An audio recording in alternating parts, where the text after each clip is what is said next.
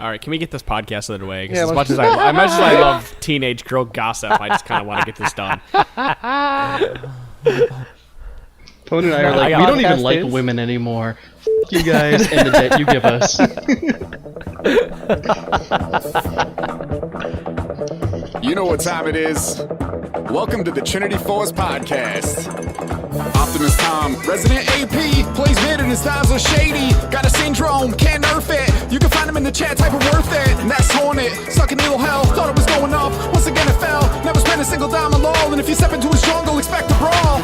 All slander, math specialist, he's precise, doesn't tolerate estimates. The man's addictive as every hero, you can tell cause his bank account's stuck at zero. And last but not least, your host Ponophobia, picks an 80 carry, and he's owning ya. He's got the full mount, ground and pound, don't get excited, it's not as sexy as it sounds. That's your whole team, enjoy the podcast, put your headphones on, we'll have a blast. We're checking email and Twitter of course, just don't ask us how four guys make a Triforce.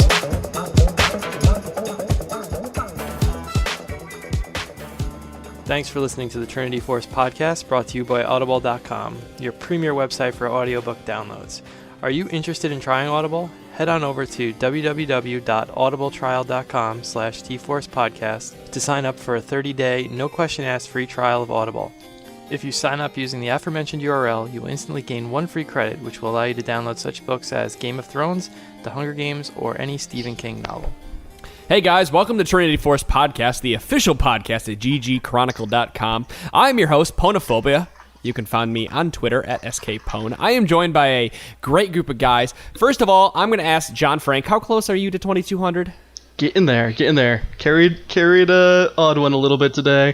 I've actually reincarnated myself. I am now a top Yorick beast. I just play Yorick top, and I just laugh at people who try to counter me with Hecarim and silly things like that. I'm just like, ha. But of course. So Tyr is now so terrific at this game. We have Optimus Tom Searfrost with us. Tom, how was MLG for you? Well, I'm just taken aback now that we're all getting the full name thing going down, so I'm a little stunned at that. But MLG was great. It was a great weekend, a great time, and apparently I've been roped into going to PAX too, so...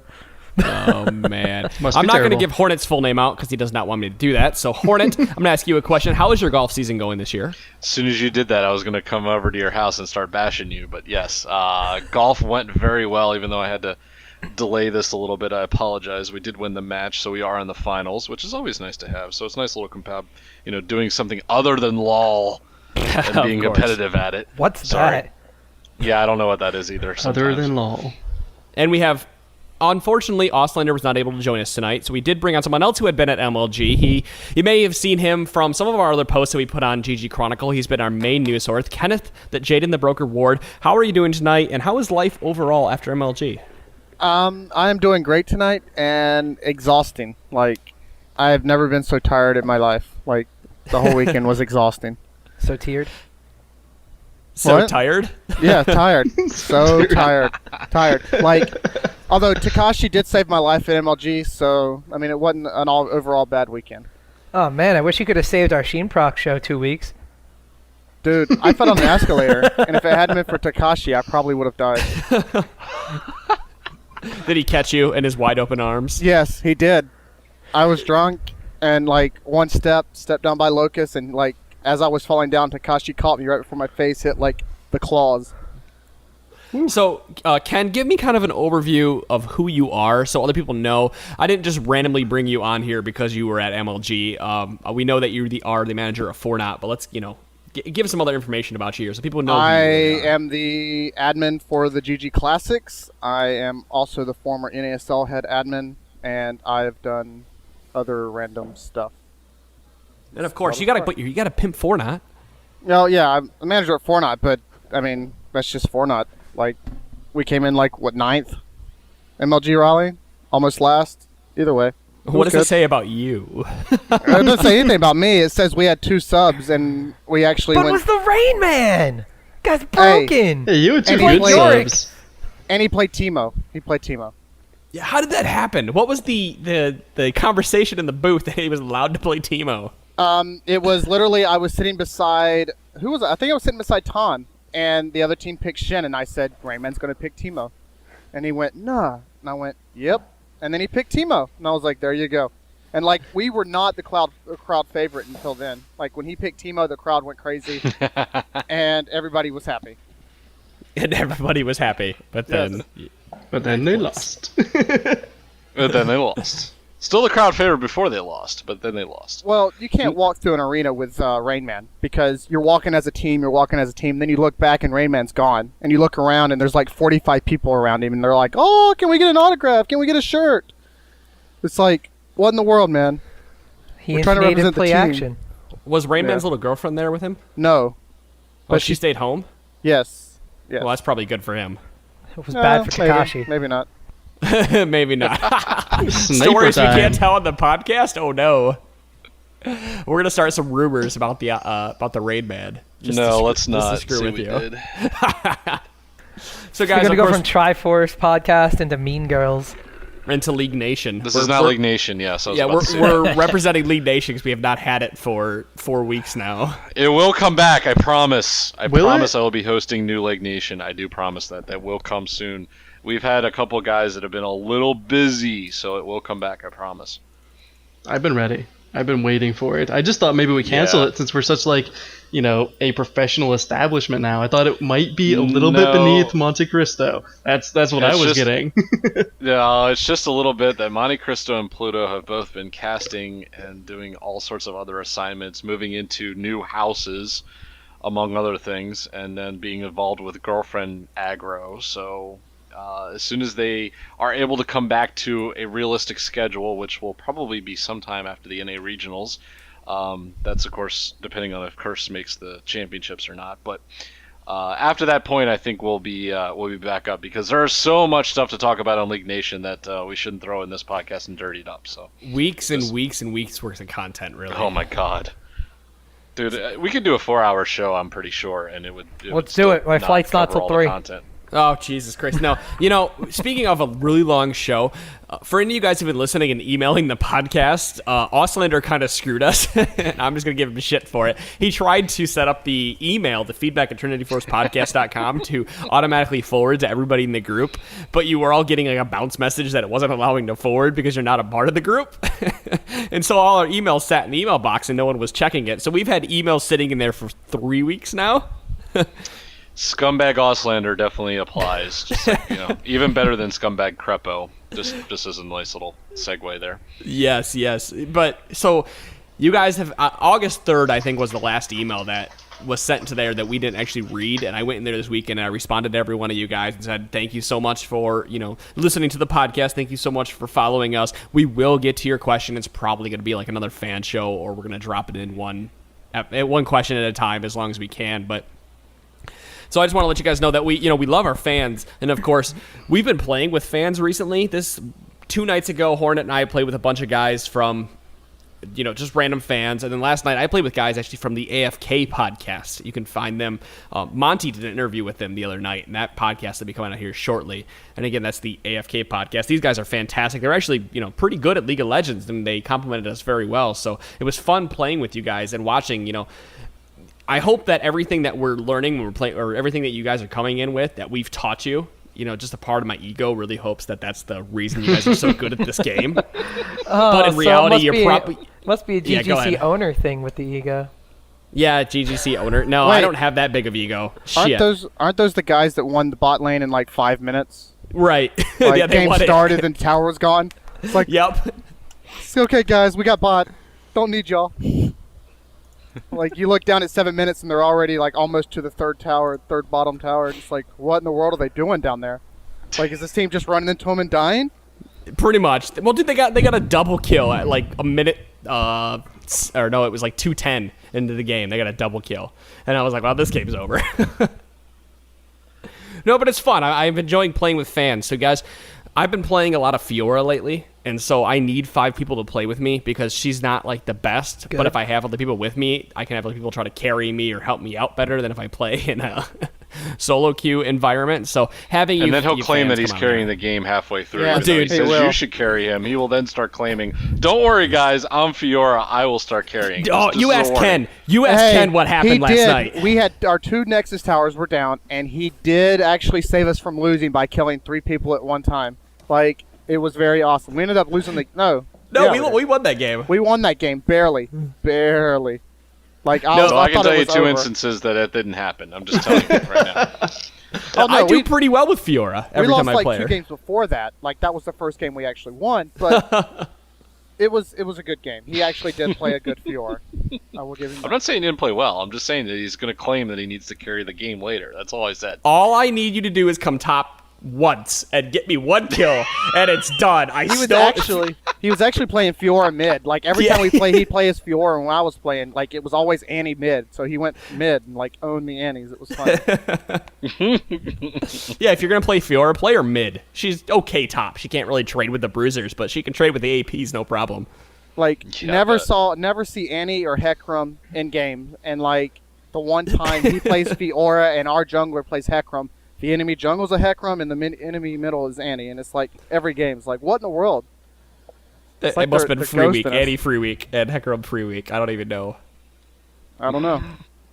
The fans yeah, are fun guys- to play with, so Guys, if you're fans, you want to play with this, you can find me on Twitter at skpone. I'm always asking people to play with. Add me in game. It's Ponophobia, PWNophobia, and I've really talked enough about that, so I'm going to open the floor right up now to any of the other 4 guys on this podcast. Do you guys have anything you guys want to talk about before we move into Rengar? I'm pretty Nothing? excited about him. I really expected that's also Sotir my and thoughts Tom on to Rengar. jump on. You know what? Yeah, that's about right. That's my thoughts on Rengar. Like Tom, go. Tell me your thoughts on Rengar.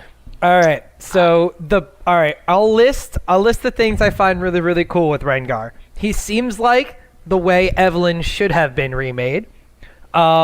His bone tooth necklace item is really interesting. Might not be the most effective item in the game, but I like the mechanic of having like a character specific item because I'm a big fan of Victor. So I think it has potential to be there. And one of the other very, very interesting things I find with Rengar is when you play him in the top lane, and instead of just last hitting your lane like normal, you hide in the bush and leap out at things and then go back in and leap out and go back in. It's really fun to watch. But bad things, everything else, and him as a character in League of Legends.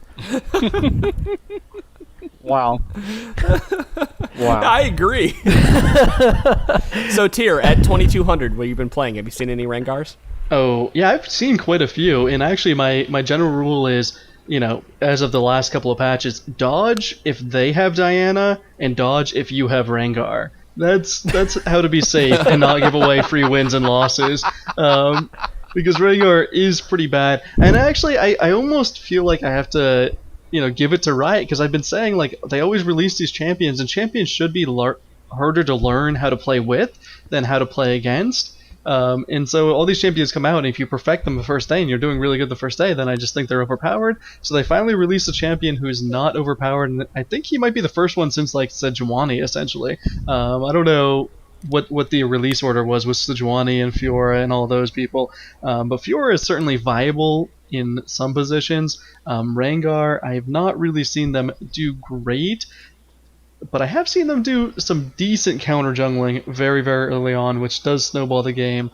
I don't know. It's hard to expect a lot from a jungler because, the more and more we see from junglers, you can't expect a jungler to come out and do a lot of damage, and that's essentially what Rengar gives you. He's kind of like, he looks like Renekton. He has Renekton's kind of his system, and he's mainly about doing damage. I think if you put that kind of combination in the jungle, you can't expect too much out of it. Let me say this, and I've only experienced Rengar a few times at this point and was not scared one bit, and actually went and counter jungled him pretty effectively as Shyvana once I got to about level 5. It wasn't even an issue. But I think this speaks to maybe Diana's original intent, and then now Rengar, is that I really believe fundamentally the jungle is expected to be is weak because the camps aren't worth enough. Whether it's XP or gold, I'm not sure which, but you can't get to builds that laners are getting to as a jungler, and thus I think it's actually speaking to a fundamental problem that we're having with anything but utility junglers, because the meta now has said, is really showing that either you try and counter jungle you play with a bunch of utility that's good for ganking and setting up your lanes, or you try and steal farm where you can to hold lanes. I mean, some junglers can get there very, very late in the game, but anytime during the mid game, unless they are able to secure some kills, they're not getting to the same point as those that get to CS in lanes. And I think that's speaking to an overall problem. I don't really have an issue with how Rengar is or scales, but like I said, I'm not scared of him at all. But I think if the jungle itself starts becoming a little bit more powerful like it was before they remade it, I have the feeling that some of these characters are actually going to make a better appearance and be able to be more effective in a game, because they will be able to get more gold, get more items, and become more powerful. I'd like to say something really quick. Sorry, Pone. Yeah. When they remade it, like essentially kind of, which was coincided with Season 2, that is actually the strongest point that junglers were. Like in the old jungle, junglers didn't get very strong either. When they remade it, suddenly junglers could actually out-level solo lanes, and were getting, similar items out of it. So that's the one point in time where they were super strong, and we saw a lot of people who main junglers shooting up to the top of the ladder. Shaco was really big. A lot of people were really big just because they had a lot more resources than they would otherwise have. So it's not really going back to the old system, but to the system right when Season 2 came out. I think Riot recognized that, and they don't want junglers to be that role. I think because there's little counterplay. I mean, there's the possibility of counter jungling, but there's no real threat from like constant lane presence and constantly having an opposition. I don't think they want to give them as big of a reward as they had at that point in time. Yeah, you really did take my thoughts there. Sorry. No, you're fine. My thoughts were on the same vein. I think the junglers now, with the way, again, the meta has shifted, and also the way the jungle has shifted, that the jungler is now not a force to do damage, but it's a force to... It's utility. You're there to help the team. You're there to be like a secondary support that does more damage. I don't think you're meant to be sitting in the jungle the entire time farming. I think you're meant to be out there helping your team and trying to snowball your other lanes to get them to do the damage. Because a lot of the times, I'm not blaming you, Hornet. I don't want you to think that I'm pointing you out here. I'm seeing in solo queue, I've seen this a lot. A lot of times junglers will sit in the jungle the entire time, and that's all they'll do. And then your lanes lose because the other junglers are out there ganking. And I think that's where the jungle is now headed. Get your level 4 really quick. Try to get a couple ganks off, then go back in the jungle because your camps have spawned by then. Get your level 6, come back out and gank again. You didn't understand what I'm trying to say here, and I think that's where the meta and everything is kind of shifted to, is to gank, come back in, get your buffs, go out and gank again. Oh, I think and then that's why. Go ahead. I was gonna say I'm gonna have to agree 100% with Pone. Ever since the jungle got remade, ever since I started playing League of Legends and was playing with one very popular YouTube jungler who will remain nameless, who thought the jungle is for just farming and never ganking. And we don't get along very well because of that. But regardless of that, ever since the jungle was remade, I believe on one of my episodes of In the Zone, when the jungle was being remade, people were like, oh, well, how can you assume all these things? You haven't tried it yet, and blah, blah, blah, blah, blah, blah. Just taking a look at it, we saw a lot of these aggressive counter junglers come into fruition, like Soter mentioned, when you could just out-level everybody in the jungle compared to their lanes, where you had this kind of imbalance of experience and the creep camps had to be readjusted and everything. But one of the things that really stuck was a lot of people were saying that these junglers that farmed a little bit slower in the jungle or weren't necessarily as good for counter jungling were going to suffer because of it, and they did. You wound up having to have junglers that come out and aggressively gank, and if they don't succeed in getting assists or helping snowball their lane or getting kills themselves, they just fall out of favor in the jungle. And this is something I talked about beginning of the jungle remake, which a lot of people disagreed on me with at the beginning, but I think we've actually seen this happen a lot. A lot of these utility junglers, it took people a long time to realize this is the role they needed to do. It took people forever to realize how come Oddwin was so good on Maokai, because he didn't smite the blue buff, saved it for the red buff, and aggressively ganked at level 3, and everybody else pretty much accepted, okay, you don't get Twisted Advance until level 4. We saw I Will Dominate do this at Raleigh this past weekend, didn't gank with Maokai until level 4, and got absolutely shut out of the game because of it. You have to wind up balancing the fact that, okay, you can jungle You can counter jungle if you want to, but it's really about trying to help out your team. And this is something that when it comes to solo queue, a lot of players don't like playing support and don't like playing jungle, because you literally have to help out and rely on the rest of your team to kind of carry you, unless you're playing like a Shyvana or a Nocturne or somebody who, when you gank, you can pick up kills by damaging items and maybe turn the tide of battle. It's just something that I think Riot put in place, and same thing what Sotera was talking about with learning champions when they first come out, and you're not going to be good, and you know, you really can't have a good champion when they first come out, and you have to practice it for a while. The same things kind of come with evolution of the jungle, where we had Shyvana from M5 counter jungling, and we've had Nocturne in the jungle forever, and Lee Sin earlier on, but now it's transferred into level 2 Alistar ganks, crowd control junglers like Nautilus leading way into Maokai, and now even the resurgence of characters like Rammus in the jungle, and Nunu. And Nunu is just all about killing creeps, going in and trying to help your lane. You literally can't do damage with Nunu in the late game. It's impossible. So all these junglers just kind of came into full circle, and it just kind of speaks to something that I don't know about anyone else, but I saw this when Riot first redid the remake, and now everybody's kind of like, oh, I get it. Well, the one thing I did want to say was that with the exception of Shyvana and Nocturne, you almost have to have a jungler that has some form of crowd control to be able to effect from one of their regular abilities, I'm meaning Q, W, or E, in order for you to be able to pull off successful ganks anymore early on. And what I mean by that is, you know, there's the utility junglers that we talk about, the Amumus, the Maokais. They have an ability that really puts good CC, you know, some of them too, you know, in case of Nautilus and Maokai, that really help you with ganks and help pull off ganks. But the rest of the time, the rest of the junglers, like a Warwick, have fallen off, because realistically, your only good CC is your ultimate, and that has really scaled. You know, we've seen that as a falling off point for a lot of different champions. That's the one thing that worries me, is that if it's led to this that we're talking about, then it's almost like our pool of champions is shrunk to not the level of there's only being 3, which is what AD carries are down to right now, but it's shrunk a good bit to where it's down to. I don't know. We could probably name them out if we were, but I think it's 10 or less at the least. I think it's actually closer to like a 6 or 7 at this point.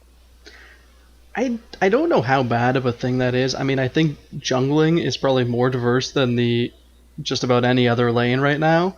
And because people are realizing, oh, we're not supposed to do damage, suddenly we see more champions come into the pool. Like, I've seen a resurgence of Shaco lately, and he's not going to bring you much late game team fights, but I think people finally realized, wait a second, Lee Sin doesn't bring me much late game team fights. I really just want him for that early presence. If you can pick up some dragons, if you can put pressure on Baron, then that's great. So I think people are looking more at what can they do for the team outside of really being a dominating presence in the team fights, because no jungler is all that great in team fights unless they get fed, which, you know, they really shouldn't be getting fed. I mean, if you can go into a lane and actually get the kills for your solo laners or your AD carry, then, you know, you much rather have them have the kills than you, because generally they will scale better with it. But I do think it's opening, you know, the pathway to the jungle to, you know, people that we haven't seen for a while, like Rammus, like Shaco, people that kind of were perceived as to have fallen off, because now everyone realized, oh, all junglers fall off.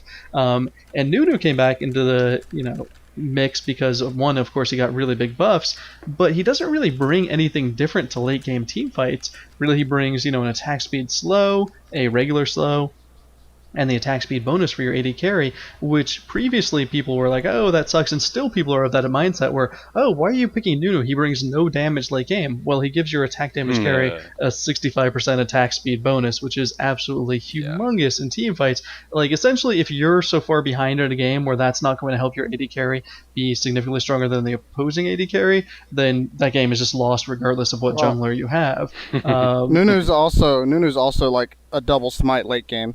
Like, if you watched MLG Raleigh this weekend, Nintendo X, like, ran all the way around Baron almost twice to flash in and double smite Baron to take it.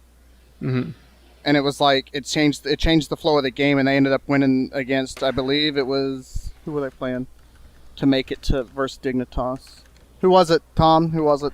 Oh man, you're calling me out right here. Yeah, they did it against Legion. Against Legion. He literally ran around Baron twice, and like they knew he was there, and they just like kept doing Baron anyway. He just flashed over and took it, like consume, smite, bam, gone. It's like, okay, thank you. But I mean, the jungle these days, they've made it so easy. You just basically can go boots on just about any jungler and go gold per 10, and just you don't have to worry about farming. If you want to gank, you can gank as much as you want because you have gold per 10. Like, it's just kind of, I think it's kind of ridiculous. I think they need to make it a little bit harder.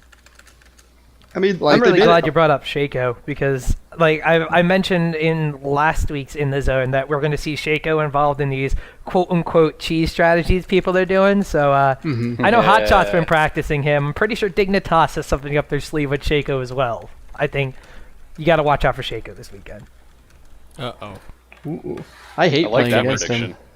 Oh, I know. He's annoying as hate hell. Pops It's up the into your split lane, push. he's like, hee hee hee, and then he just runs away, and you're like, great, I'm dead. Thanks. I play mid lane. I can't beat Shaco. He is that is another thing to mention, is that he is a really good split pusher that a lot of people haven't really used or utilized very much recently, and that's why, you know, as you say, a cheese strat, I can definitely see, you know, hey, let's do Shaco and let's do you know, a little bit of split pushing in the beginning. Shaco Shen, yeah, let's do it. Well, even in the late game, it's like, oh, you're gonna team fight. I'm just gonna take three or four towers. Okay, no problem. There's two Like, of him. yeah. It's ridiculous. Exactly. Like you go attack speed Shaco. Like even if you don't go IE, like if you go attack speed Shaco, it's like he's so strong because he does so much attack speed, especially when there's two of him. There are Pop up, multiple take a there. tower, and gone before they realize what's going on. It's like, thank you.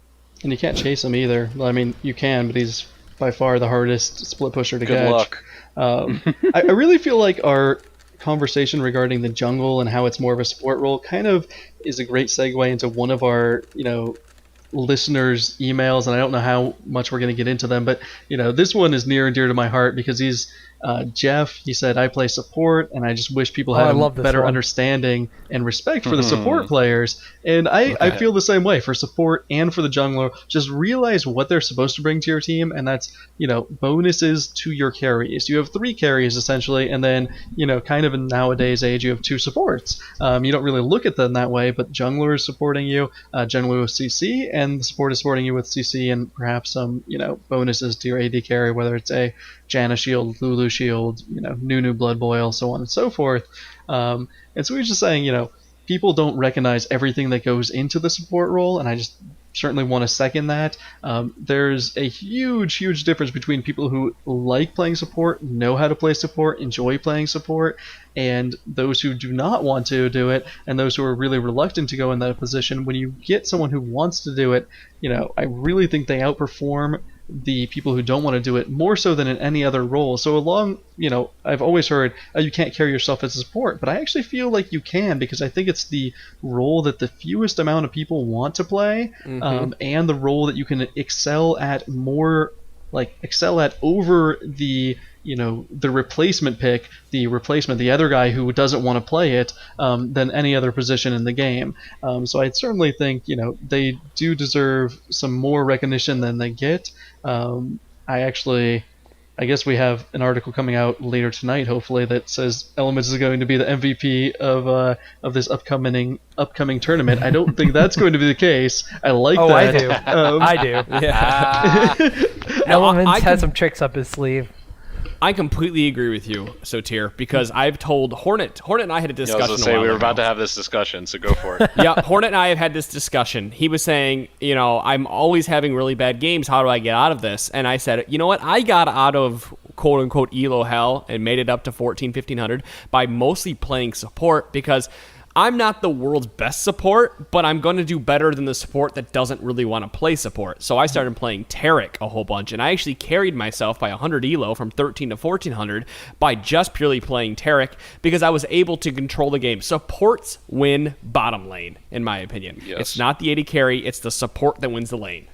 Because the support knows when to engage, the support knows when to disengage, and the support is watching the map to help the AD carry. And all the support's there to do in solo queue is to make sure the AD carry farms. And let me give you a couple of characters too. That Nunu is actually a really good example of this. One of my favorite things to do now is if I am playing support and I pick Nunu, one of the easiest things that you can do. It doesn't matter what carry you're linked with, but all you gotta do is give Blood Boil to your carry that you're with, and then be the front shield for any damage that your carry would take, and protect him in that role.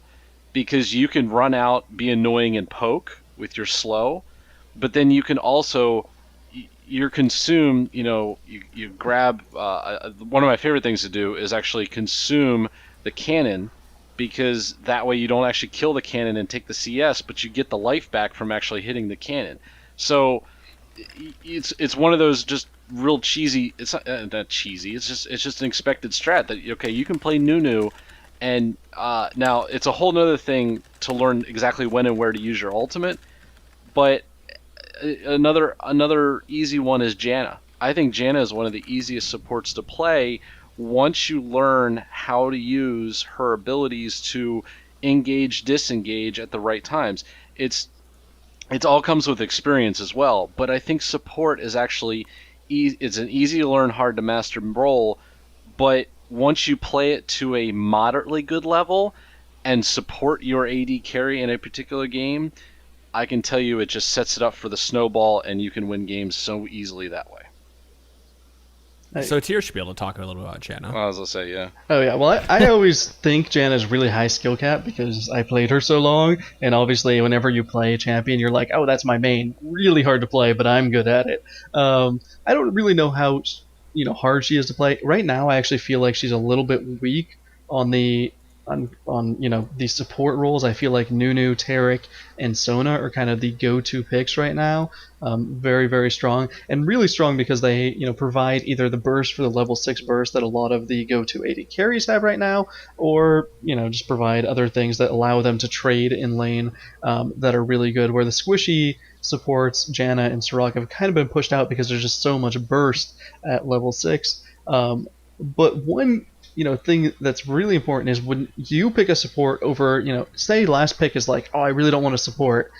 And if you pick it instead of them, one, they're going to be eternally thankful for you. But two, if you make them support, they're going to like troll support. They're going to pick like a Mumu or, someone that generally doesn't support. And then they're not going to buy wards, or they're going to buy like boots and only one ward because they don't have the extra gold from the utility spec.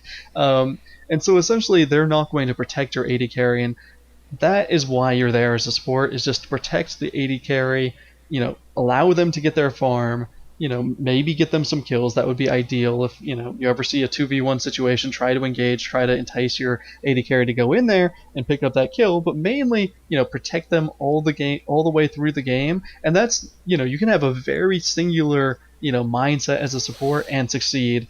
And, if you make someone who doesn't want to do it, support, they're going to either, be lacking on the wards, they're going to roam too early and leave your AD carry alone and not allow them to farm as much, or just do, one of 100 separate things that they could do that will actually lose you the game, because, regardless of how important or unimportant support is, you generally rely on them at most points throughout the game for that map vision, and as a support, you should feel like, it's your obligation to put the wards all over the map. If you don't have a ward for Baron, ask the team to put those wards up. Actually, Satir, I have a question for you, and this is something that I'm just kind of curious. That last guy who doesn't want to play support, does it happen where they end up supporting the newest champion that's out? Like that's what they pick, in Optimus Tom's way of everybody can support. I've had it where, especially when Darius was out and hot, the support would be support Darius, or I haven't seen support Rengar yet, but support you will after Nautilus the was podcast. there. What's that? You will after the podcast now. You know, like the support Nautilus, the support Sejuani. Like, I'd seen it. I know it happens. I've watched it happen. Where it's like, okay, you're support. Well, I'm gonna play this and I'm gonna claim support as a play. Does that happen to you up there as well in that high elo bracket? I will say this, within like the last day, I've seen a Darius support, and a person, actually, their name is Conquer22. Just if you see them up there, be aware. They kept on threatening to go Darius support because they weren't getting their top lane. But that being said, I think Darius support more viable than most people would give credit for. I don't really see like the new champions coming out and be like, oh, I'm gonna play support, Diana, support Rengar. Normally it's kind of like something trollish. I think, Nautilus and Darius both have, functions that make them semi-viable as support, and that's why, you might have seen them. But yeah, right. As you get higher, I don't think there's this, let's necessarily go towards a new champion. They'll, if they really don't want to play and they want to get someone to dodge, they'll just pick some random sort of champion or just let it random and hope someone dodges, or they themselves will dodge. But yeah, you don't tend to see like new champions, just really trolly champions like Zillion or people that Nidalee. Yeah, Nidalee. I mean, people that could support and could be good at support, but the problem is these people are going into it with the mindset of, I didn't want to support, I'm not supporting, I'm picking a champion that looks like they can support, so I don't get reported too much. But sounds like Optimus Tom. Nope. Yeah, that's what I'm looking for. Well, I mean, no idea what you guys are talking about. Go ahead, Ken. The biggest thing to me, like in low elo, like from like say 1,000 to until you get about 1,600 or so, they think, everybody thinks the support is like the only person that can buy wards, and like everybody relies on the support to get wards. Like, when honestly, like everybody should be warding. Mid should be warding their bushes if they're getting ganked a lot. Jungle should be warding dragon most of the time. Like, if you watch any of the pro teams, the jungle wards just as much as the support does, if not even more, because the jungle's all over the map. Like, if you watch like the TD games, like TD is like one of the best teams I've seen that wards everything. Like the entire game, every tri-bush was warded. The freaking buffs were warded, blue and red. They were always warded, theirs and the enemies. And it was like when Fortnite played Legion was really good about it. Like the first game, Takashi played Karthus and he didn't get a blue buff until 43 minutes in the game. Because Legion literally took all the bluffs. And, like, my team was not, reacting to it. But, like, there really wasn't nothing they could do about it. They were ganking, they were getting kills, and they were winning the game. But Takashi didn't get any blue buffs because he didn't want to ward, his side of the river, like, right there at Wraiths on the enemy side, so they knew when the enemy was going to the blue. So I just think the support takes a lot of bad heat. Like, people blame the support when they lose, when it's really not the support's fault. Like, the support's job is to get in there and die first. Like, if they're focusing on the support, they're not focusing on your AD carry or your mid carry. They're focusing on the support. So I don't know. Well, I think let me roll this into Sheen Procs real quick, because this is actually we interviewed Crepo this week. Scumbag Crepo. He is the support for CLG EU on Sheen Procs. He actually talked about this because I asked him, when do you buy oracles? And he said, I don't really buy oracles till the end of the game because the jungler should have oracles, because the jungler, like you said, is everywhere on the map. And the same thing, the support can only, again, this is what Crepo was telling us, support can only be at the bottom half of the map for the first 20 minutes of the game. So as a jungler, you should be foregoing some of your items for more wards, because you are over the entire map. Well, this is let me say that this is also CLG EU, who for the first 20 minutes of the game is still in the laning phase. I was about to mention that.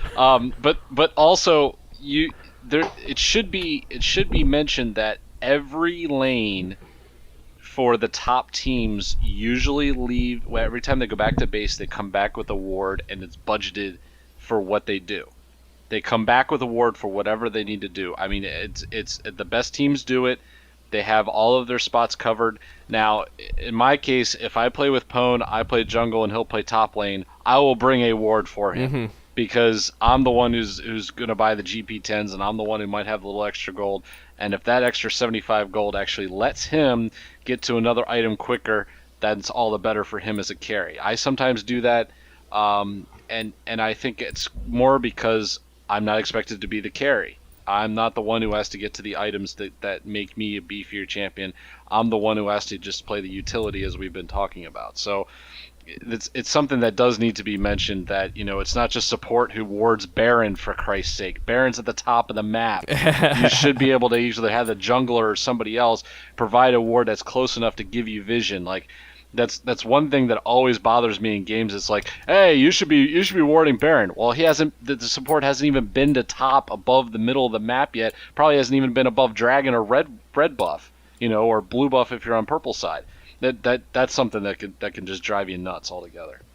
Well, I mean, I think the biggest thing, like Dan told me when I was an Epic Gamer fanboy back during the first WCG, when Epic Gamer, like Dan was still like in his prime. He goes, like, we were doing an Epic Gamer in-house, and he said the best thing that's going to make you a better player is every time you go back, buy a ward.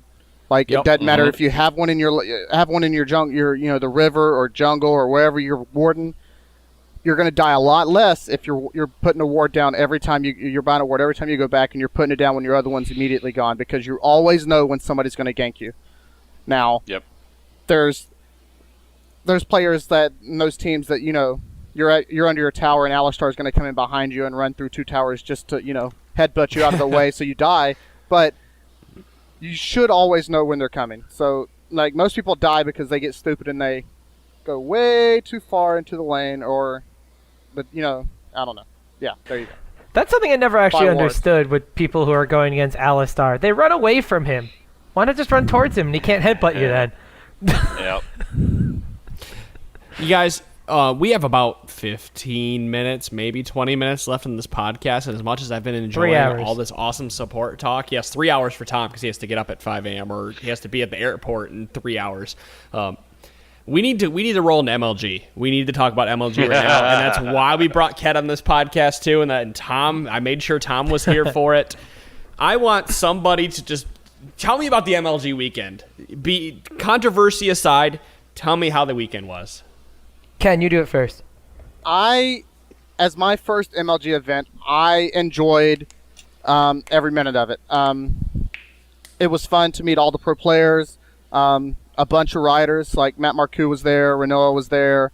There were a couple others that I didn't know who they were, but they were there. It was fun. The fans were fun to interact with. Like, the pro players who are usually, sometimes jerks, like, online. Was there enough seating, by the way? Yes, there was. There was plenty of seating. Okay.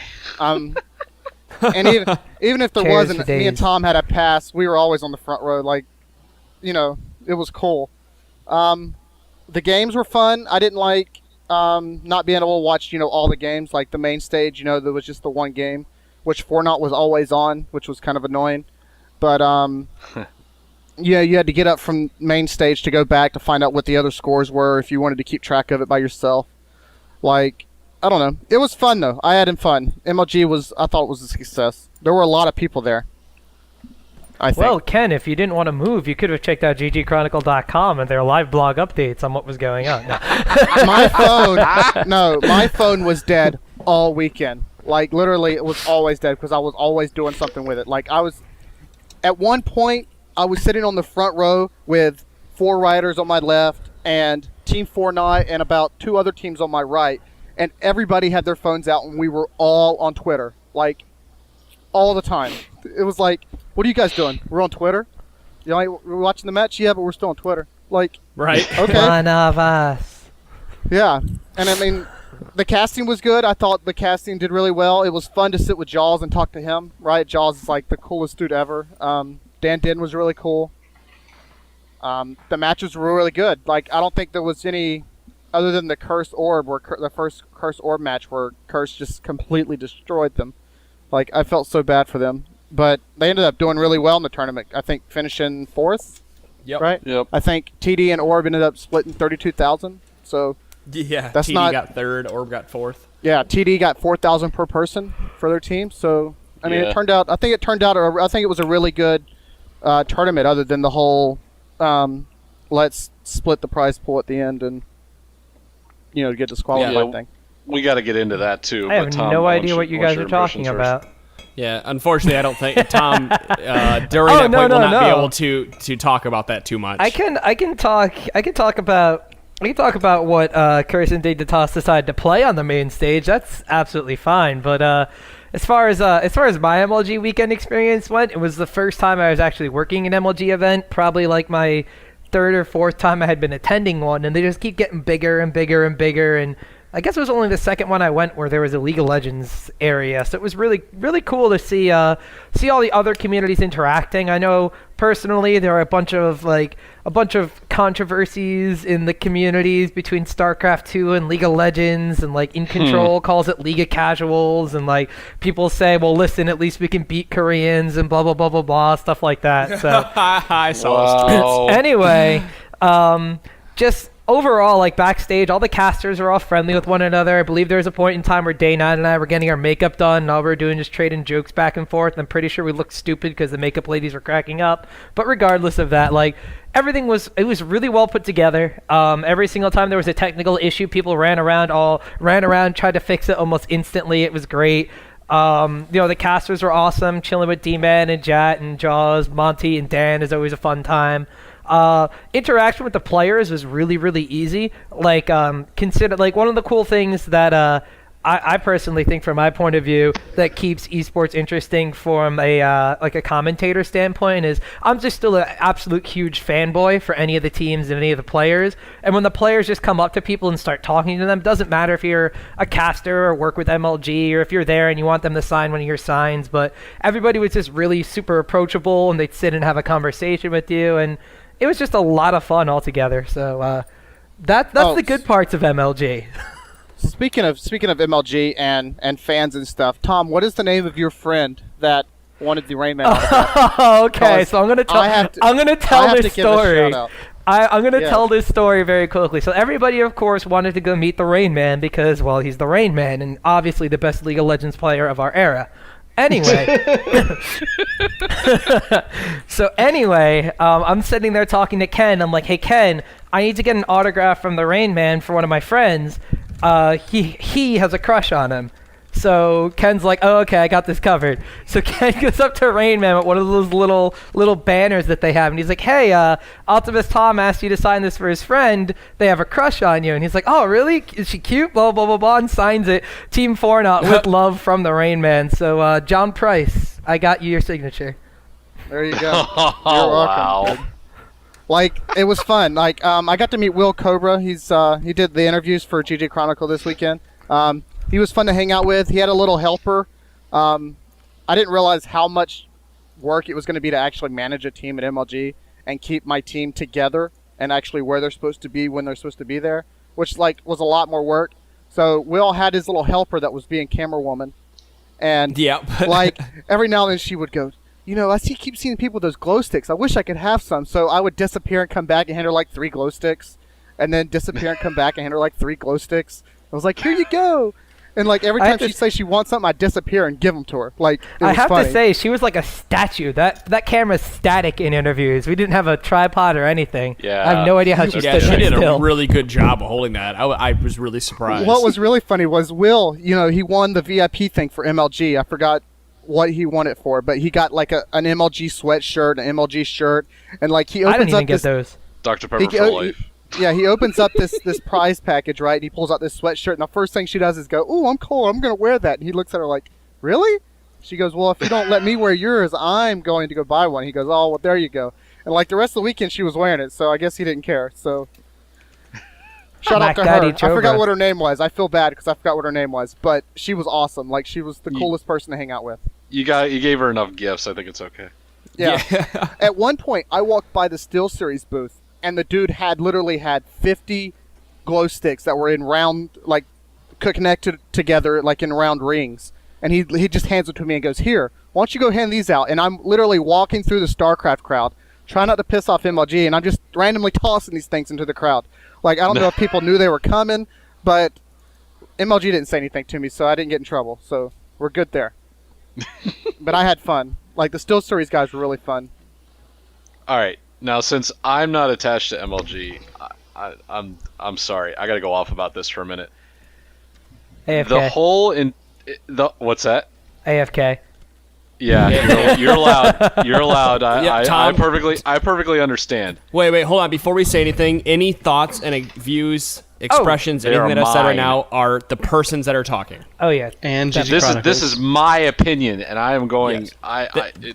Trust me, I've never been soft on my opinions. I don't. And this is think- Hornet just- talking. just- This is Hornet yeah. for you guys that want to know. This is Hornet Yes. talking. He's not affiliated with MLG at all. This is just Hornet. So, let me just say this.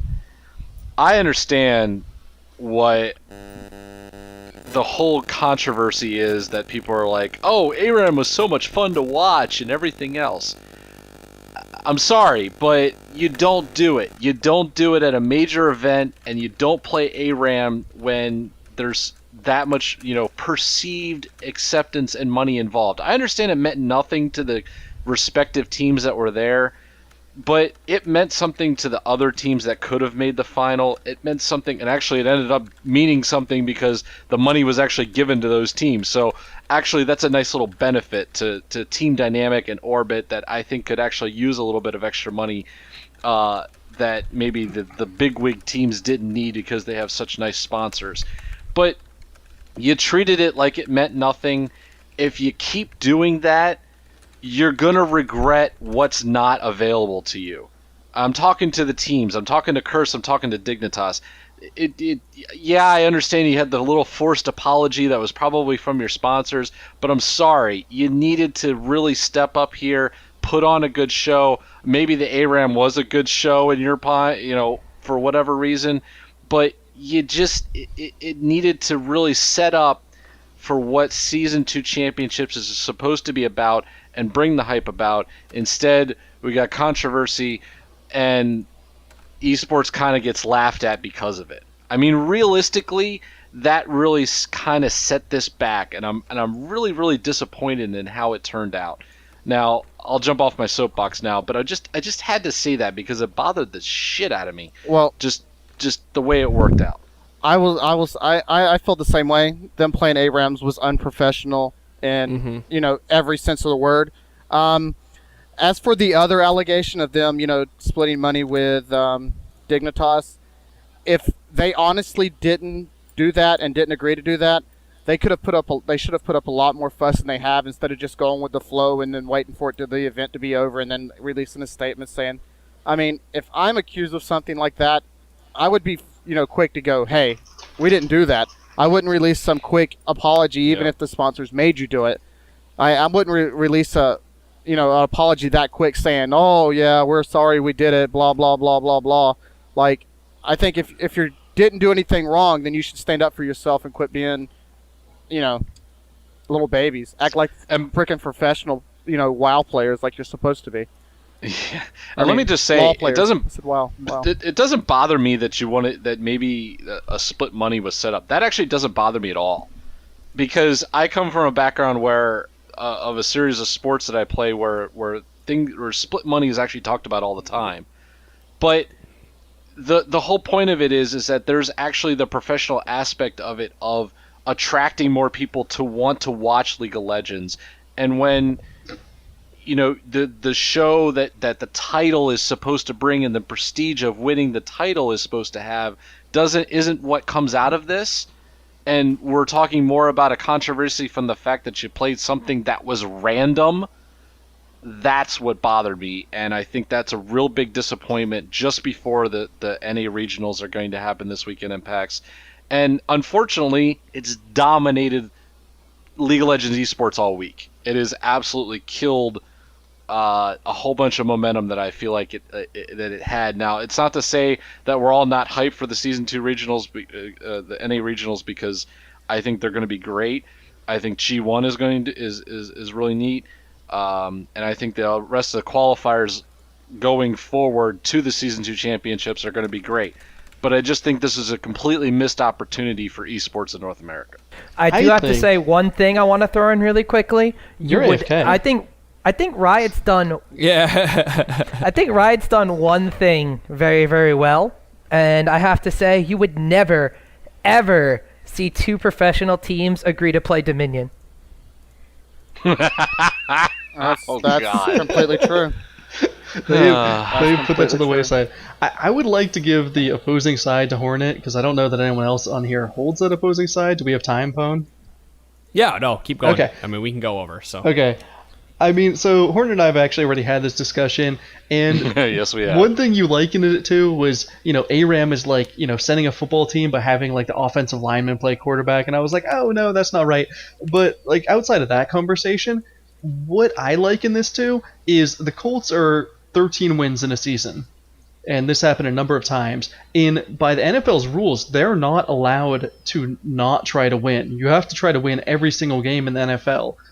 But there have been multiple years where not only the Colts, but a number of teams didn't care about their last couple of games because they already locked in their first seed or the second seed, and they didn't care anymore. And, then they put in their backup quarterback. They're like, oh, we're still trying to win. We're just not playing Peyton Manning, for instance. And so this has happened a number of times on really big stages. When you have everything you want, there's no motivation to play seriously. And my take from it was, it was a little unprofessional. I don't really mind seeing the ARAM game. I think ARAM's really cool, and I don't think it actually, takes away from us a competitive game, because I'm hoping the teams were still trying to win. I kind of have questions because they had cutscenes towards the players, and they were all like laughing and joking around. But I would hope each team was trying to play as much as they can to win. But when you're at a point where you don't really care about the prize money, and that's where Dignitas and Curse were at, they didn't care about the prize money. They wanted to make sure they were going to get into, the next round. They wanted to make sure their seeding was, stabilized for the regional finals. And they didn't care about that extra money. So you need something to play for. Otherwise, they're not going to tilt their hand. They're not going to show their cards, so to speak, and really go all out. If they're not going all out, then why even go somewhat out and, put on a show for people? I understand that they should, just to help the sport grow, but on the same, coin, I think Riot should be like, okay, well, let's give you incentives to continue playing. Because I think we have the same issue coming into the regionals this week. Whoever's first and second, I don't know if there's a really big incentive. I don't know how the seeding works out for the actual finals, but I don't know that there's a big incentive to play for first or second. So really that third place game is going to be huge, regardless, whoever's playing for it, because they want to get into the championships, whereas first and second place, they're already in. So that game doesn't mean quite as much, and maybe if you do have a secret strategy that you haven't used yet, and that being said, everyone's going to have to use all their strategies because it is a single elimination tournament. Everyone has to win all their series. But if you do have something saved up, you're probably not going to use it in that first, second place matchup. You're going to save that for actually when the Season 2 championships do roll around. So Riot has to do something, up the ante, up the prize pool, and I've been saying this for a while. Like, I mean, they're generous in putting money into it, and a lot of people at GCP are like, oh, don't talk about, Riot and how they're not putting as much money in as they possibly could, because they are doing a good job, and more certainly than any other, esport thus far, but they could even take it to the next level, because right now the players don't rely on winnings to support themselves. They rely on their sponsorships mainly, streaming and so on and so forth, but not necessarily tournament winnings. And that's really where they should be getting their money in an ideal situation, really give them an extra incentive to play at their peak for these tournaments. Let me counter this real quick. At least when you're playing your backup quarterback, it's like playing a champion that you don't want to give your strat to. If they had at least put on games where they had not gone to their serious strat, which is what I would have expected from the final, I would have expected them just to go with, some regular comps, nothing new, nothing out of the ordinary, and just play the games out. That would have been fine. But to do an all random, all middle, I still contest, is like randomly picking a person on a football team and assigning them different positions to what they're used to playing. And you randomly pick a champion, it's the same way to me. Whereas if you had actually still played the games the way they were, I'm not saying go all out, because I understand keeping your strats to yourself, but you still could have played the games like you did the last four, where you didn't go for your, secret strategies that you're working on. You just went for regular competitions just to keep the hype going for whoever got the title. So what happens if one team has Cordell Stewart? Cordell Slash, Stewart, baby. That's a bad man. That's a very bad. That's a bad person to pick. Like, but let's say. Oh, well, anyway, like I was going to say, it was a slap in the face to MLG. It was a slap in the face to Riot, and it was a slap in the face to all the teams that tried really hard to win, Yep. And it was basically them saying to those teams, we made it to the finals. We just don't give a fuck anymore. Like, Right. we got our first and second. You guys can go do whatever else. Like, I'm honestly surprised we didn't hear more from other teams. I did talk to a bunch of pro players who felt that Dignitas and Curse should have both been eliminated from, like, they wanted Riot to eliminate them from the regionals. Like, they didn't want them to play at all. And they felt that would have been an appropriate action to what they did with everything that was going on. But I mean, if there was collusion beyond the ARAM, I think that would have been a necessary, action to take. Kind of like, what was it, the badminton in the Olympics or whatever, where they threw the game to get the better seeding, and then they were just completely ousted out. Yeah. With ARAM, I want to say you can actually swap champions. I do believe they swap champions, unless they got really lucky, because I didn't actually, I haven't witnessed the actual picking, but I did notice, I think Cop was on Graves or something. Oh, yeah. And so I think they must have swapped up, because actually a lot of the people were on roles that they were kind of familiar with. So there is that, and then, I really just feel like, give them something to play for, and then maybe they will, take that extra step. All the plain vanilla is boring to me too. And as far as the other teams go, I understand you're kind of disrespecting them, but in MLG Anaheim, no team watched the finals of TSM versus CLG, I'm pretty sure. No team sat through the entire, extra series of that. Everyone else went out to dinner, and everyone else was just done with it. So, I mean, like, the players, people watching, they all get tired of seeing, the same games, 5, 7, 10 times in a day. So, I mean, that's kind of a counterpoint to that. I do understand it's kind of disrespectful. But if they don't want the money, if they don't, like, they're like, oh, well, MLG, you're offering this prize pool. We don't really care about that. This is how we're going to react.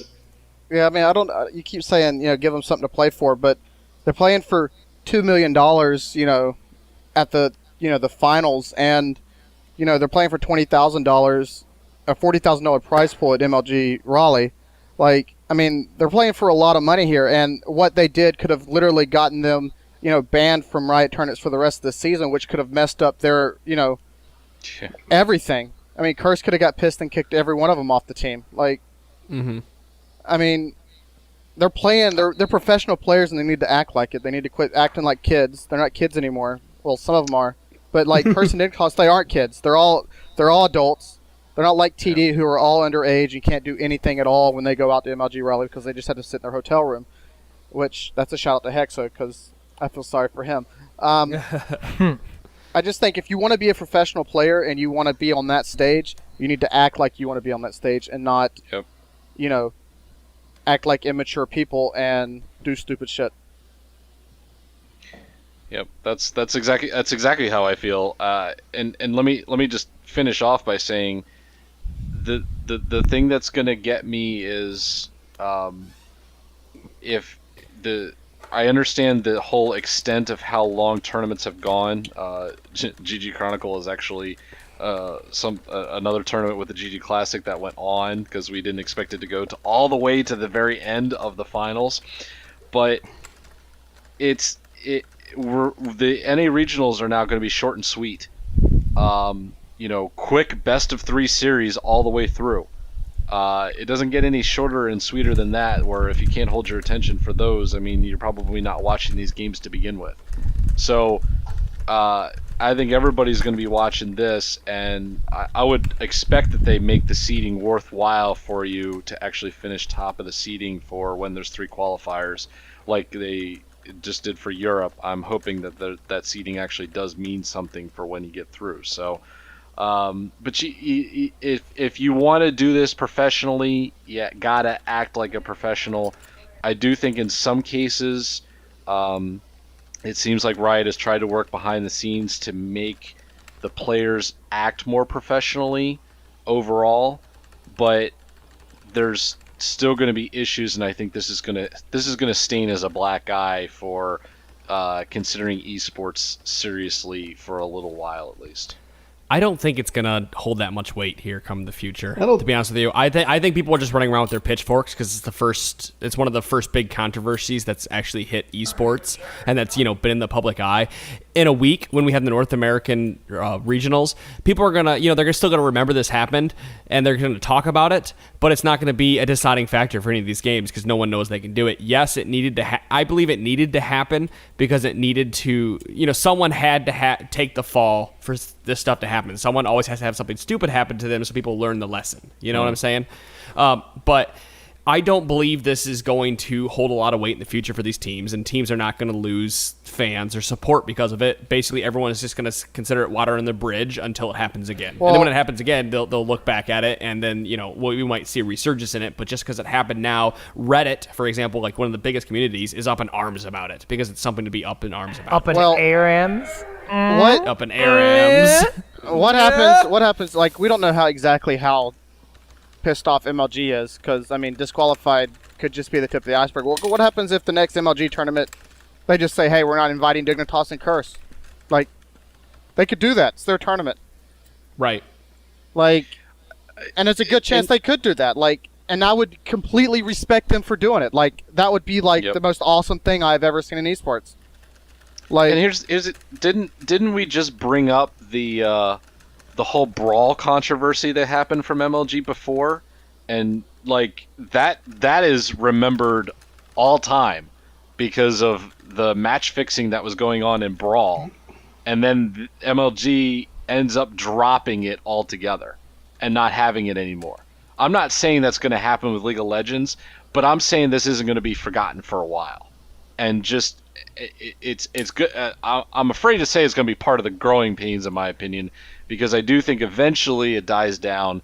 I do think it helps that we have another tournament, basically the NA regionals right behind it to actually put it out of rest, put people's minds at rest about it. But I don't think it's going away that quickly because every controversy, that came up in StarCraft, and then this brawl controversy came up all over again to remind us, okay, this is some of the stupid shit that happens, and we kind of need to get rid of it altogether. We could go as far back to go into Brood War and talk about the match fixing that went on with Savior, and completely talk about that. So I've actually seen posts all over Twitter, all over Reddit, and from the thing is, League of Legends is still a baby in the eyes of esports community. It's about maybe 2 years, maybe a little more, maybe a little less old, and it hasn't really had a big controversy yet. And a lot of people, people who have been around esports for a while, watching Brood War, watching StarCraft 2, are saying, well, this is good because it was in a rather controlled environment.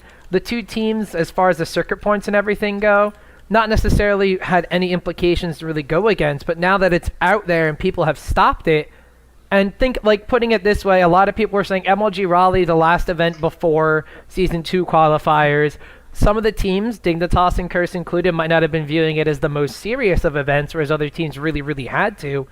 Putting it in an event that wasn't a finals of something really, really big like Season 2 qualifiers. Example of, for Gamescom, we had M5 completely decimate SK in the finals because they practiced against them. Who knows if we would have had this happen if Curse and Dignitas met up at the Season 2 finals, and that would have been really, really bad. That would have been bad news bears. But a lot of people are saying, well, now that it's out of the way, the people can learn, they can grow, and League of Legends as an overall esport will mature a lot quicker than maybe the StarCraft community or one of the fighting game communities has. I think it depends on the actual punishment that gets levied down. Because I feel like, okay, they weren't awarded season points. That doesn't matter. They weren't awarded the money. Obviously, they didn't give a shit about the money. So what? Yeah, it's just going back to the team, and it's going to trickle down in the salaries. Well, so fuck the money. The last thing I can think of where it was big, but people don't really talk about it now, was the DreamHack qualifier, where there was a rumor going around that Epic Gamer and TSM EG was gonna throw the match for TSM. Because they were playing for a free trip to Sweden. I was the admin for it. I had to tell Riot about it. I would have been unprofessional for me not to. But and Riot switched the seeds, and that ended up being EG versus CLG for 8 hours, best of 3. It was a bad tournament. It really was a bad tournament. CLG ended up going anyway because they made it all the way through the losers bracket. but it was just one of those things where we thought the TSM and EG were going to throw the match, so we had to do something about it, proof or not. So, I don't know. I just think we got to wait and see what MLG's final reaction is going to be and go from there. Well, I want to see if Riot actually, says anything from it. I also want to see, especially from Dignitas, because Dignitas doesn't stand for that. Well, Dignitas just released a statement. Did they really? They just released it. While they were doing this, they released a statement that basically said, yes, we talked about the ARAM and we did the ARAM on purpose. However, we don't know anything else about what happened. We don't believe there was a collusion. Okay. They denied the collusion, but they accepted the fact that there was an ARAM. Well, I'm still the collusion part of it. I kind of wondered about it to begin with, and the money part of it, they obviously didn't care about the money. So that to me that doesn't. Again, that's not the part that bothers me. That bothers me is the respect to the sport. But I already went through that, so that's enough. The best thing that came out of this weekend is people learned a new word. Everybody learned what collusion meant. No, everybody thought they knew what collusion meant. Yeah. Oh my God, the ARAM, and then they all went defined collusion and went, oh. Collusion, when 10 players pick random champions and all go into the mid lane. Yeah. League of Legends taught everybody a new word this weekend. I saw Reddit after that, and like most of the threads was like, oh, they did ARAM, that's why MLG's pissed. And it's like, no, look up the word. That's not what it means. Like, quit being fucking retarded. Thank you. I had to look it up. I'm not going to lie. So, I hadn't heard collusion, so I looked it up, and I was like, oh, okay, this makes sense. It's not about the ARAM. I know we were talking about Reddit. Did anybody see where the president, destroyed Reddit today? Oh, yeah. Yeah. I knew it was going to happen. I called it as soon as it came up. He did. I was in chat with him. He's like, he's going to do an AMA. Reddit's he's going taken down. away all my popularity. I have a video where someone captured my team dynamic impression. No one's going to be able to find that shit if Obama's on Reddit. But Mom, I want Corky. I want Corky. And Monty kissed him with the fakest laugh in the world. I wanted to mention one thing, and that is, so Tira would know this. When you have a lawyer in your family, you know exactly what collusion is. I was going to say, really? You don't know what collusion means? Yeah, exactly. I was like, I have a lawyer in my family. I know better than to know what collusion was, so I knew it immediately. But I understand that if you're not involved in any of that, you'd be like, what? Wait, what exactly does that mean? But yeah, when you have any kind of lawyer or judge or anything that's in your family, you know exactly what that is. Yup. Oh no. Well, I'm going to run down some things here since, this is one of the longer podcasts we've done. I actually had people saying, wow, you have 5 people on now. You guys should do a 2-hour podcast. How about 3 hours? And I'm like, nope. Works for me. Works for me. Yeah, about an hour and a half is maybe the longest we'll ever go. We might go 3 hours on League Nation the next episode, but no, not for Trinity Force Podcast. No. Guys, if you guys want short information, I know you guys have all been talking about long, go check out Sheen Procs. We're on episode number 4. I interviewed, just me alone this week, interviewed Crepo, Scumbag Crepo from CLGEU. I had mentioned him in the podcast. He talks about supports. He talks about why solo queue is pretty much a waste of time, and he talks about how his team is going to get prepared for the season 2 championships and all that. So guys, go check that out. It's on ggchronicle.com. Also mentioning ggchronicle.com, a lot of you apparently get this podcast only from iTunes, and I've heard complaints that I have no idea. I didn't know you guys had older episodes. How can I find them? You guys can go find them on ggchronicle.com. If you guys have been downloading this and then iTunes kicks one of your old podcasts out of there because iTunes only keeps the last 10 episodes, go to ggchronicle.com and find it there. I mean, we have a whole repository for all this information. Yes, we do. It's all there. All 43 episodes are on this stupid website. I post them there every week, and by stupid I mean awesome. Yes. Also, real quick, we are coming to Stitcher. Finally, everybody. 3, 2, 1, yay. Yay! All right. Obligatory question. Ponophobia. What the heck is Stitcher? It's for your Android device. It's iTunes for the Android. Pretty much. It's about time. Time. God, I hate having an Android and not being able to download the podcast on my thing.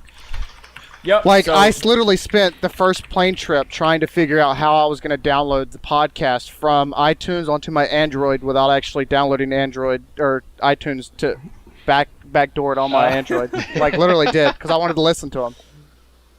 Yeah, well, Stitcher is the podcast radio for Android, and I have finally put Sheen Procs and I put Trinity Force. I submitted the applications this last week. They will be coming on there. You guys will have all the episodes. You'll be able to download all the old ones. Everybody is so excited. I am excited as well. Woo! So we're coming to Stitcher. Again, ggchronicle.com, all the past podcasts and PAX this weekend. People are going to be there. We're going to have coverage. We'll be doing live blogging. Tom paid an $800 ticket to go this weekend because he's crazy. Because I'm retarded.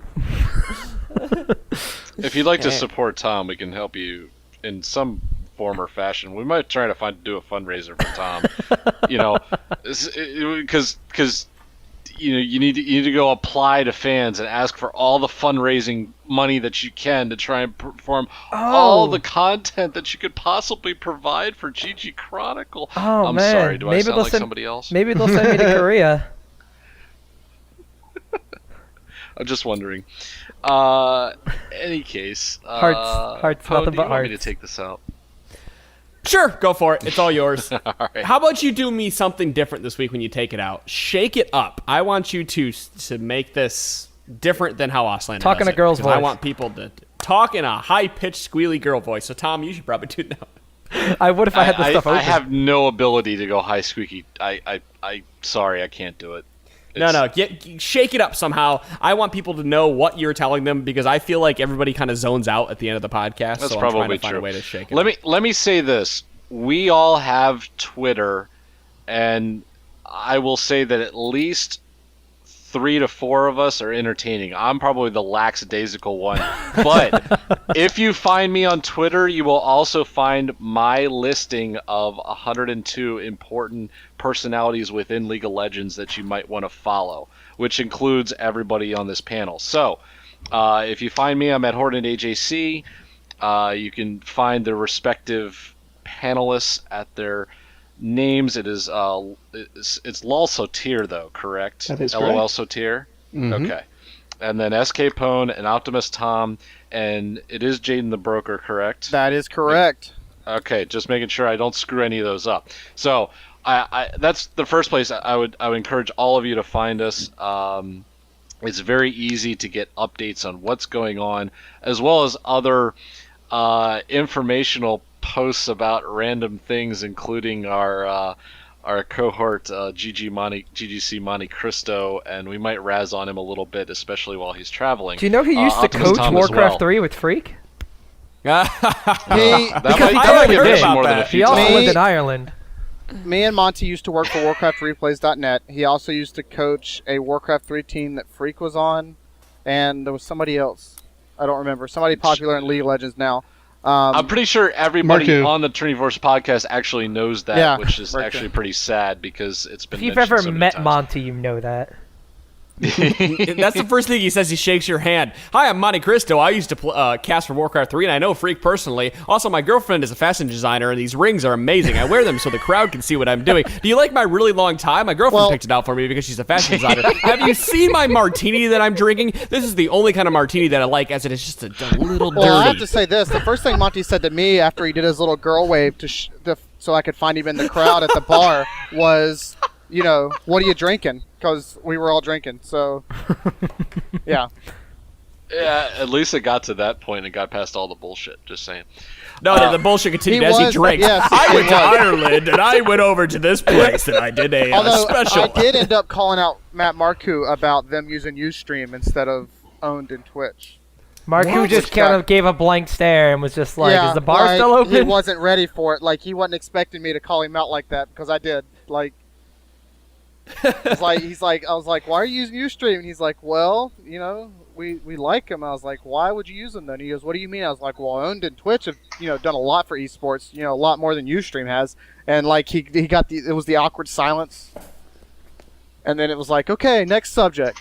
And then Dan had to sit in, Marku's lap, and it just got weird from there. It got weird. Wow, that got really awkward. Well, that escalated This awkwardly. escalated Please take us quickly. out. Take us out. Yes.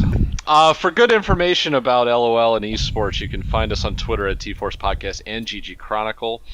You can also email us here at feedback@trinityforcepodcast.com. We also have a phone number, area code 203-494-FORCE. That is 203-493-6723. You can also text us at that number. We do accept texts. And we promise all of you that have gotten feedback to us within the last 3 weeks, we will put it all together again and have another fan show because Scumbag Auslander decided it was going to be that way. And with that, I believe we're done. We're done for the night. Here's your hour-and-a-half show, all you scumbags that wanted a long show. So. But remember to add us if you want to play games with us, like the fans and stuff. Like you can add me at Jaden The Broker. You can add SK Pawn at Ponophobia.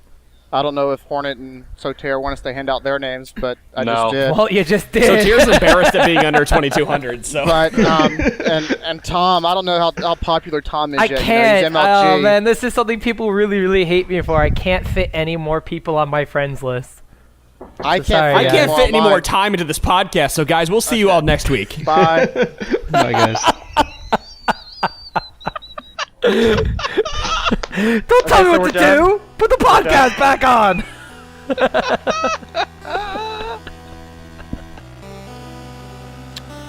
Hi, I'm Saint Physis, and Rengar just got released, and I'm gonna give my breakdown on him. He sucks.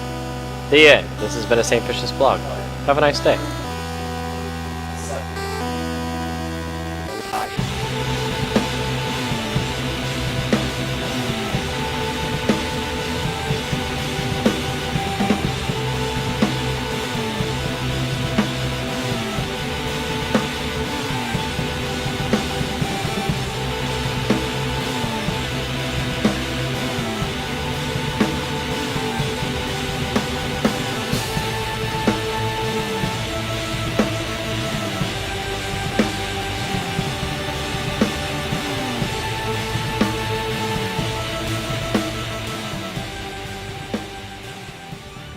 The Trinity Force podcast is brought to you by ggChronicle.com. Esports news, coverage, opinion. Join the League of Legends community at ggChronicle.com.